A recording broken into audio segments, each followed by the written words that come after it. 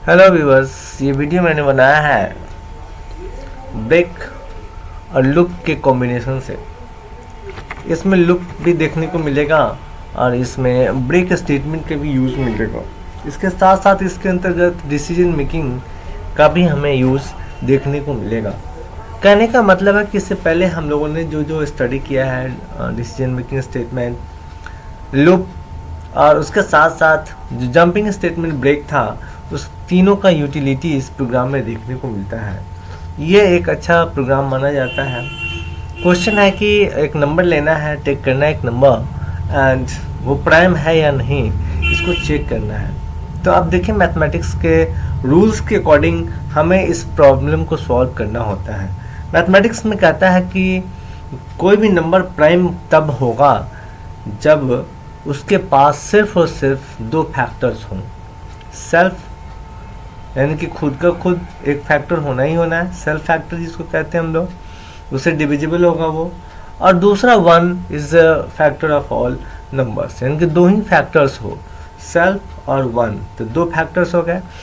अगर more than two factors किसी भी नंबर का अगर एग्जिस्ट करता है तो ऐसे नंबर्स को हम लोग कहते हैं कि वो नंबर प्राइम नहीं है। और इसकी क्राइटेरिया है अकॉर्डिंग टू मैथमेटिकल रूल कि prime number minimum prime number 2 होते हैं, 2 से कम प्राइम नंबर नहीं होते हैं।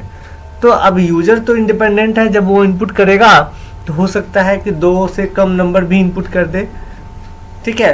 तो ऐसे सिचुएशंस को भी यहाँ हैंडल करने की ज़रूरत पड़ती है जब हम लोग इस प्रॉब्लम को सॉल्व करते हैं। यहाँ देखिए कह रहा है कि हमने वेरिएबल्स ले लिया जिसमें एक में नंबर रखेंगे और एक से लूप चलाएंगे, और अभी हमने डिस्कस किया कि एवरी नंबर के जो फैक्टर्स हैं वो मिनिमम 2 होते ही होते हैं, एक सेल्फ होगा और एक 1 होता है। तो ये दो फैक्टर्स हमें पता है कि एकदम होना ही होना है, इसीलिए मैंने यहाँ पर फैक्टर्स के लिए वेरिएबल f ले लिया और डिसाइड कर दिया कि फैक्टर 2 होना ही होना है। अगर किसी भी नंबर को इससे ज़्यादा फैक्टर हो रहा है तो इसका मतलब है कि कोई और ऐसा नंबर है जो उसको डिवाइड कर रहा है, उससे वो डिविजिबल है। और अगर ऐसा है तो फिर वो जो नंबर है वो प्राइम नंबर नहीं है। क्लियर है ये?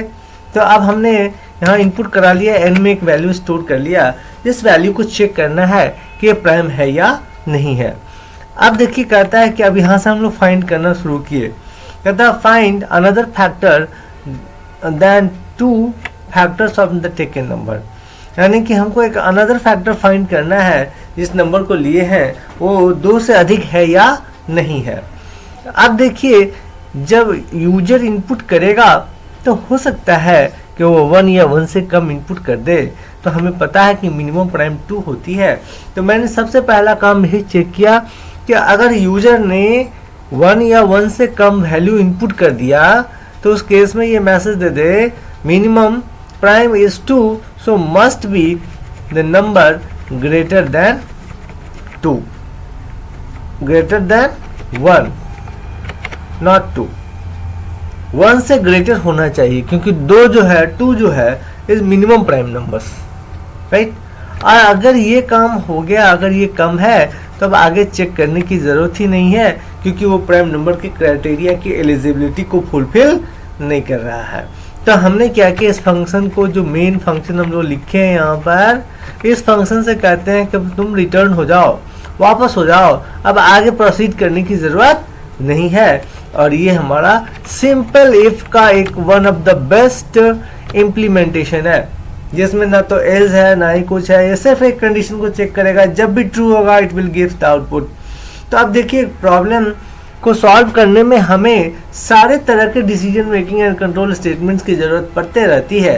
इसलिए बहुत लोग कहते हैं कि सर सिंपल इफ का क्या यूज़ है, ये तो कंडीशन ट्रू होगा तभी आउटपुट देगा, नहीं तो नहीं देगा। अब देखिए, कंडीशन ट्रू होगा ये हमें अलर्ट कर रहा है कि जो मिनिमम प्राइम नंबर होता है 2 होता है, आप जो नंबर दीजिए ग्रेटर देन 1 होने ही होनी चाहिए। अब हमको फैक्टर्स अगर ऐसा है तब तो ये रिटर्न होकर यहीं टर्मिनेट हो जाएगा, प्रोग्राम आगे प्रोसीड नहीं करेगा क्योंकि ये यहाँ रिटर्न लगा दिए हैं, तो ये पूरे फंक्शन से ही रिटर्न हो जाएगा, खत्म हो गया। अब अगर ऐसा नहीं है, यानी n की वैल्यू इज ग्रेटर देन 1, 1 से बड़ी है, तब अब आकर के चेक करना शुरू करेगा।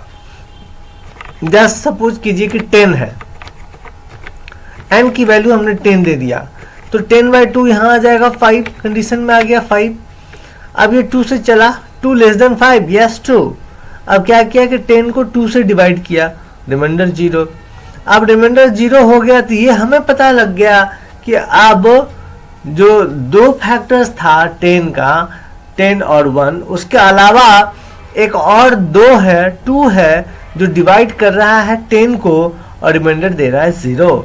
तो in that case factor will increase, and so we are increasing the factors by 1, f plus plus, it will increase the value of f by 1. To initialize the factor was by 2, and 2 plus 1, the factor will be 3, and the number have more than 2 factors is not prime. So we need to no check further what are the factors, more factors, no need to check.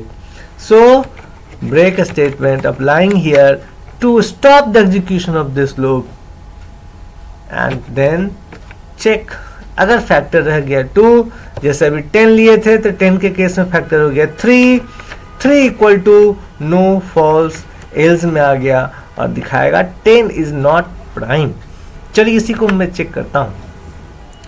मैंने दे दिया इसको 10, देखिए 10 is not prime क्योंकि इसके factors more than 2 होंगे, और सो 10 is not prime. अगर हमने यहाँ पर इनपुट कर दिया 1, तो देखिए मैसेज आ गया minimum prime is 2, so must be number greater than 1। अगर किसी ने नेगेटिव वैल्यू भी दे दिया, क्योंकि यूजर तो कुछ भी कर सकता है, तो भी उसको ये मैसेज आते रहेगा कि जो मिनिमम प्राइम है वो 2 होता है और उससे ग्रेटर नंबर होने चाहिए जिसको आप चेक करना चाह रहे हैं।